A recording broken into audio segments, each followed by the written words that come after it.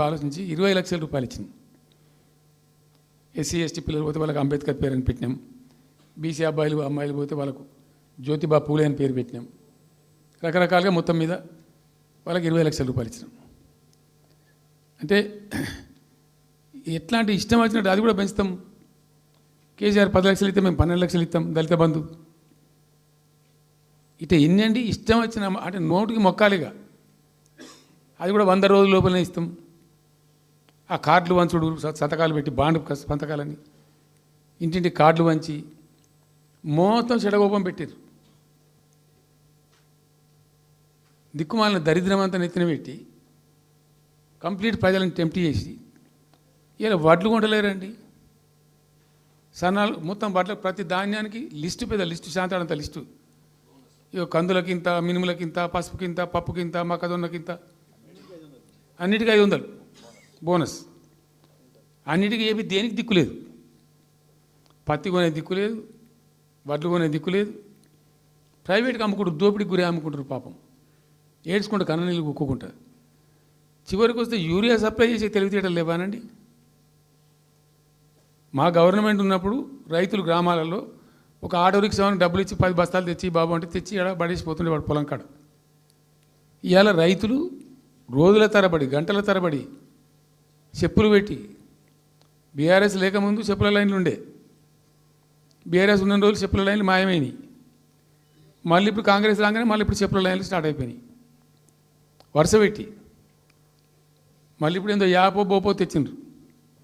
అది ఒత్తితే నడచలేదు, పిక్తలేదు. అది ఏ ఎరువు బస్తాకు యాప్ ఎందుకైనా నాకు అర్థం కాదు.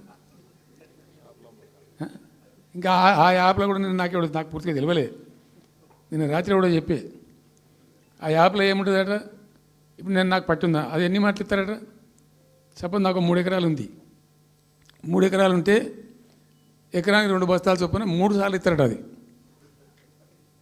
అంటే 3 సార్లు పోవాలి. ఇక యాడికి పోవాలో నాకే తెలియదు.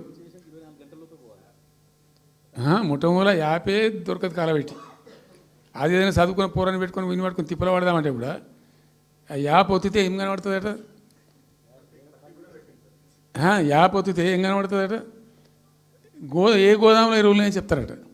అంటే ఇలా గజ్వేల్లో చెప్తారు, రేపు సిద్దిపేటలో చెప్తారు, ఎల్లుండి సిరిసిల్లలో చెప్తారు. ఏ గోదాం పోవాలి, ఎటు పోవాలి. ఇంతకన్నా జోక్ ఉంటుందా.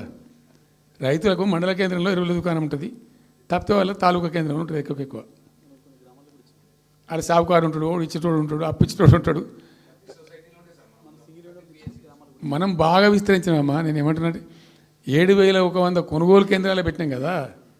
వాళ్ళ ఊర్లో పోయి కొన్నాం కదా. ధాన్యం నెత్తిన పెట్టుకొని వాళ్ళ అంగడికి వచ్చి ఈ మార్కెట్ అప్పుడు తిరుగుడే బంద్ చేసినాం కదా. అసలు రైతు సెంట్రిక్గానే మన పరిపాలన ఉండే కదా కంప్లీట్గా. అని మొత్తం సాప్ పట్టేసారు. ఇప్పుడు అర్రాస్ పాటలు వాడి 2 సార్లు రైతు బంధు కొట్టిండ్రు. పెన్షన్ 4,000 ఇస్తామని 2 నెలల పెన్షన్ కొట్టిండ్రు. చాలా భయంకరమైనటువంటి పరిస్థితి తీసుకొచ్చిండ్రు రాష్ట్రంలో. ఇంత దిక్కుమాలిన కథ. నిరుద్యోగ భృతి ఇస్తాము, ఇవాళ మొక్కాల ఎన్ని అసలు హామీలు. నిరుద్యోగ భృతి ఇస్తాము, తోక ఇస్తాము, నోటిఫికేషన్లు ఇస్తాము, జాబ్ క్యాలెండర్లు ఇస్తాము, విద్యా భరోసా కార్డు. ఇక వాడు చూసేవాడు అడ్డం పడి అయితే ఓటేసారు జనం. జరిగింది ఏంది, టెంప్ట్ అయిపోయినారు. ఏమైందంటే యాక్చువల్లీ ఫ్యాక్ట్ ఏంటంటే, ఇదే తెలంగాణ భవన్లో ఎన్నికలకు పోతున్నాం 2014. ఎన్నికల కమిటీ, హామీల కమిటీ ఒకటి ఉండే, మేనిఫెస్టో కమిటీ. అది రాస్తాను. దానిలో 2-3 రిటైర్డ్ ఐఏఎస్ అధికారులు కూడా ఉండేటప్పుడు ఒక సందర్భం వస్తే నేను అడిగిన, అసలు మనం పెన్షన్ ఎందుకు ఇస్తాం ప్రజలకు?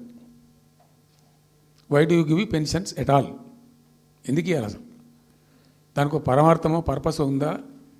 అగాధం పట్టుకొని ఇట్లా పంచిపెట్టుడా ఏంది అసలు? మీ ఉద్దేశం ఏంటి సార్ అన్నారు. అనుకోకుండా దురదృష్టవశాత్తు కొందరు డెస్టిట్యూట్స్ అవుతారు, కొందరు ఫిజికల్ హ్యాండిక్యాప్డ్ అవుతారు.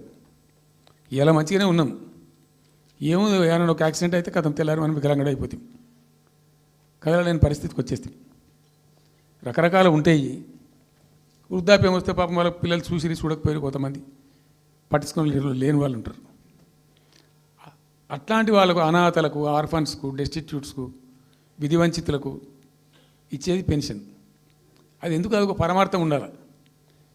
వాళ్ళు బిర్యానీ తినకున్నా, పెద్ద గందరగోళం లేకున్నా కనీసం 2 పూటలు పప్పు పచ్చిపులిసిన అన్నం తిని వాంజాల వాడు పండుకుంటట్టు ఉండన్న ఆ మేరకు ఇవ్వండి అని చెప్పినాం. అప్పుడు ఒక ఆయన గోయల్ సాబ్ అని ఉండే ఐఏఎస్ ఆఫీసర్. ఆయన ఉప్పు కింత పప్పు కింత అని అన్ని రేట్లు లెక్కబెట్టి 670 రూపాయలు ఇస్తే సరిపోతుంది సార్ అని.